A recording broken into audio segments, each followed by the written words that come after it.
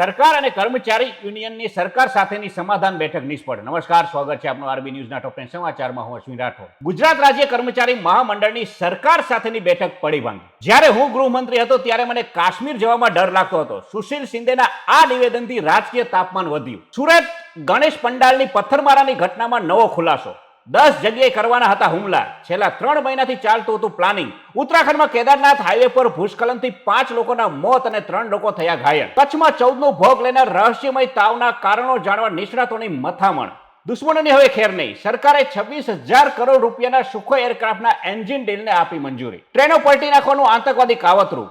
અઠવાડિયામાં 4 ઘટનાઓએ વધાર્યું ટેન્શન. પાકિસ્તાન કનેક્શનની શક્યતા. કોરોનાની એન્ટ્રીથી અમેરિકામાં અઠવાડિયામાં 1500 લોકોના મોતના સમાચાર સામે આવ્યા છે. પ્રથમ વખત ત્રણેય સેનાઓના ઉપપ્રમુખોએ તેજસમાં ભરી ઉડાન. ફોગટને ટિકિટ આપવાથી કોંગ્રેસમાં અનેક નેતા ગુસ્સામાં. એઆઈસીસી પર નારેબાજી. તો આ તારના ટોપ 10 ન્યૂઝ અને હું હતો આપની સાથે અશ્વિન રાઠોડ.